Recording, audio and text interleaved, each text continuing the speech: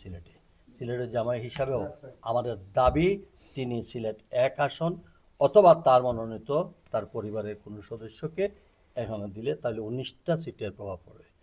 তারপরে আমি এটাও ক্লিয়ার করেছি, যদি ওনার পরিবারের কেউ না আসেন তাহলে তো আমি দাবিদার। আমি সিলেটের এই মানুষের নির্বাচিত প্রতিনিধি হিসাবে, নির্বাচিত সেবক হিসাবে কমিশনার থেকে মেয়র এবং বিভিন্ন উন্নয়নমূলক কাজের সঙ্গে সম্পৃক্ত ছিলাম।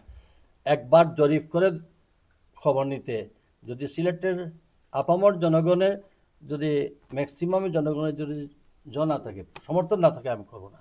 আর উনি হলে আমরা সব দাবি পূরণ হয়ে যাবে, আমি নির্বাচনে দাঁড়াবো না, তখন আমি মেয়র হিসাবে ওনার এটা দায়িত্ব দেব। আমি নেওয়ার জন্য আমি যাই নাই, আমি সামগ্রিক সিলেট বিভাগের চিত্র ওনার সামনে তুলে ধরেছি। সিলেটে অভিভাবক শূন্য এই বিভাগ। বিএনপির মতো একটি সংগঠনে আমাদের বিএনপির প্রতিষ্ঠাতা চেয়ারম্যান শহীদ রাষ্ট্রপতি জিয়াউর রহমান সিলেট সেক্টরে যুদ্ধ করেছেন এবং এই সিলেটকে তিনি স্বাধীন করেছিলেন। এবং জিয়াউর রহমান যখন রাষ্ট্রপতি হিসাবে দায়িত্ব নেন বিএনপির পক্ষে, তখন তিনি প্রথম সিলেট থেকে উনি সব কিছু শুরু করেছিলেন। সিলেটে প্রথম ক্যাবিনেট মিটিং শুরু করেছিলেন, সিলেটে প্রথম গ্রাম সরকার মিটিং সিলেট থেকে শুরু করেছিলেন, সিলেটের খালকাটা বিপ্লব শুরু করেছিলেন সিলেট থেকে। তার আমলেই যেটুকু উন্নয়ন হয়েছে এবং এর পরবর্তীতে বেগম খালেদা জিয়া, মরহুম এম সাইফুর রহমান এর মাধ্যমে সিলেটে যত ডেভেলপমেন্ট হয়েছে, আমি সবটাই যদি একত্রিত করি তাহলে বিগত যে কোনো জনচিত্রে মরহুম সাইফুর রহমান সাহেব, বেগম খালেদা জিয়ার সরকারের মাধ্যমে আমাদের এই বিভাগে যা উন্নয়ন হয়েছে দৃশ্যমান আমরা স্পটে দেখা দেবো। কিন্তু বিগত দিনে দৃশ্যমান কোনো উন্নয়ন হয় না। আজ শত শত কোটি টাকার হয়েছে, এটা রুটিন ওয়ার্ক কাজ, কিন্তু দৃশ্যমান কোনো কিছু হয় নাই। আমি সেটা বলেছি এবং সিলেটকে রিপ্রেজেন্ট করার মতো ডমিনেটেড কোনো লিডার তৈরি হয় নাই, এটাই বাস্তবতা।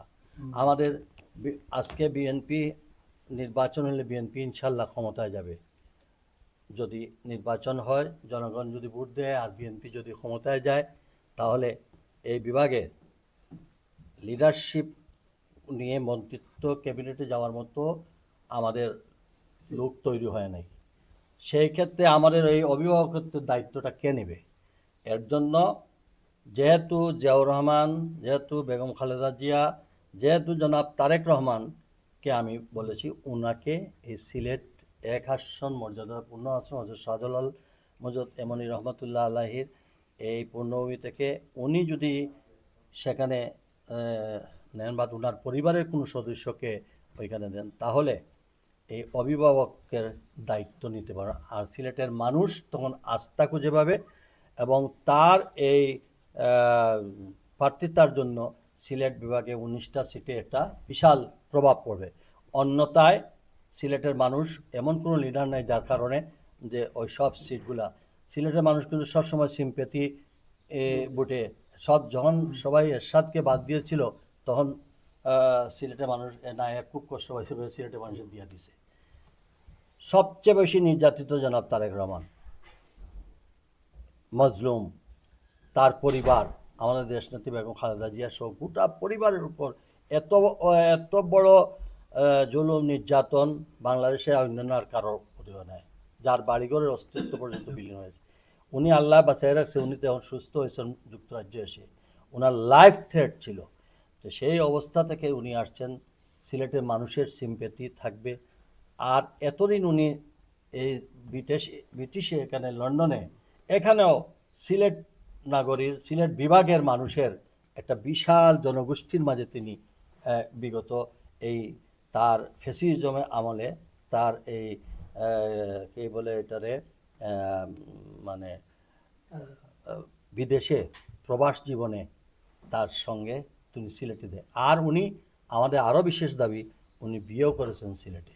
সিলেটের জামাই হিসাবেও আমাদের দাবি তিনি সিলেট 1 আসন অথবা তার মনোনীত তার পরিবারের কোনো সদস্যকে এখানে দিলে তাহলে 19টা সিটের প্রভাব পড়বে। তারপরে আমি এটাও ক্লিয়ার করেছি, আমি তখন মেয়রের দিব, জনগণ যদি ভোট দেয়। কিন্তু দলকে ইউনাইটেড করতে গেলে এবং বিএনপির এই 19টা সিটে আমরা আনইনিমাস, আমরা সবাই তারেক রহমানকে ঘিরে, জবেদার রহমানকে ঘিরে, জিয়া পরিবারকে ঘিরে সমস্ত বিভাগ আনইনিমাসই নিয়ে আমরা চ্যালেঞ্জ করে বলতে পারবো সিলেটবাসী কখনো বিট্রেয়ার নাই। আমরা কিন্তু সবাই ঐক্যবদ্ধভাবে মানুষের আস্থা তৈরি করতে হবে, কাকে মানুষ